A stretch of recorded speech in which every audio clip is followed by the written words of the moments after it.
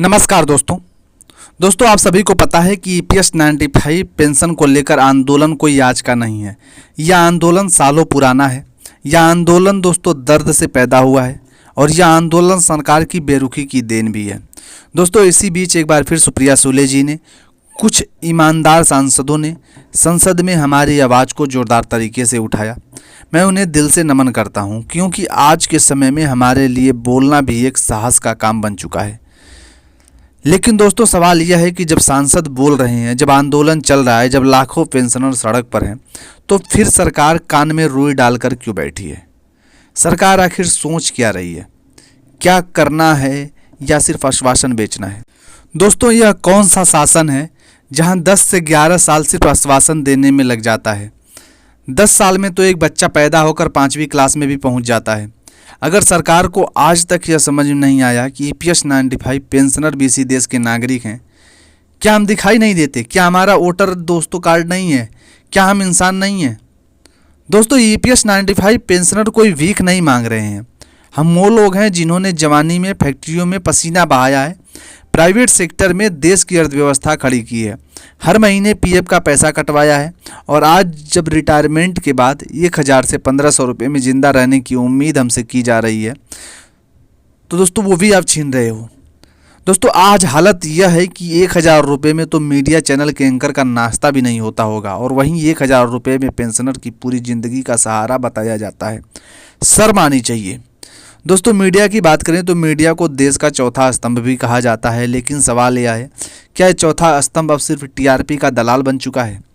अगर आज दो धर्मों में थोड़ी सी बहस हो जाए, दो नेताओं में जुगानी जंग हो जाए, विदेश में पटाखा फूट जाए, तो मीडिया को 24 घंटे डिबेट दोस्तों करेंगे, एंकर चिल्लाएंगे, स्टूडियो में कुर्सियां टूटेंगी।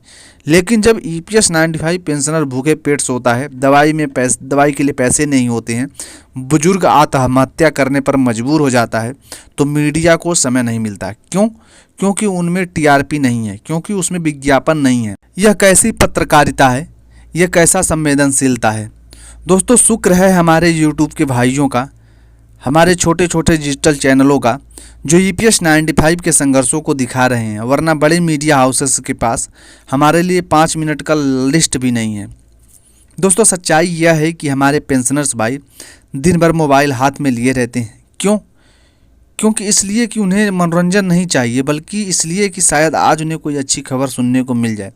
जैसे ही वीडियो मैं डालता हूँ, 20 से 25 हज़ार लोग तुरंत देख लेते हैं। क्यों? क्योंकि उनके मन में एक उम्मीद होती है कि शायद आज सरकार ने कुछ अच्छा सोचा होगा। लेकिन हर बार दोस्तों मिलता क्या है? निराशा। दोस्तों सरकार की तरफ से क्यों मिलता है निराशा? बार बार सरकार कहती है मिशन मोड में है, इमरजेंसी मोड में है, इलेक्ट्रिकल मोड में है, फास्ट ट्रैक मोड में है। बस मोड बदलते रहते हैं, लेकिन पेंशन नहीं बढ़ती। मंत्री जी कहते हैं मीटिंग हो रही है, काम चल रहा है, जल्द दोस्तों फैसला किया जाएगा। अरे भाई कितनी मीटिंग करोगे? कितने साल और चाहिए? ईपीएस 95 पेंशनर के पास समय नहीं है, उम्र नहीं है, इंतज़ार की ताकत नहीं है। आज भी वक्त है सरकार के पास। अब भी संभल जाएं, फिर से स्पष्ट करें कि हम कोई भीख नहीं मांग रहे हैं, हम कोई एहसान नहीं मांग रहे हैं। हम जो है ईपीएस 95 पेंशनरों के लिए उनका हक मांग रहे हैं, अपना हक मांग रहे हैं।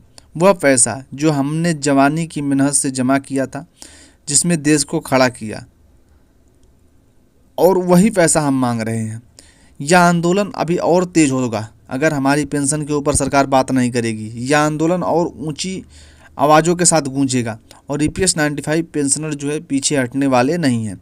अब यह लड़ाई सम्मान की है, यह लड़ाई जीवन यापन की है। ईपीएस 95 पेंशनर अपने संघर्ष को दिखाएंगे। लगातार हमारे पेंशनर भाइयों ने संघर्ष किया है। मिनिमम पेंशन के लिए तो न जाने कितनी बार संघर्ष किए हैं। लगातार आपने देखा होगा कि वीडियोज़ पे वीडियो आती जा रही हैं। लगातार कमांडर अशोक राउत साहब कभी दिल्ली में होते हैं, कभी बेंगलोर में होते हैं, कभी पुणे में होते हैं। इस प्रकार से उनका संघर्ष चलता जा रहा है, और उनका संघर्ष जिस स्पीड से चल रहा है, फिलहाल देखने वाली बात होगी कि कब तक जो है सरकार इस पर अपना जो है चुप्पी तोड़ती है। इस पेंशनरों के ऊपर क्या कुछ नया रुख दिखाती है। जैसा भी होगा दोस्तों आप लोगों को अपडेट किया जाएगा। चैनल पर बने रहिएगा। मिलते हैं दोस्तों नई वीडियो में, तब तक के लिए थैंक यू।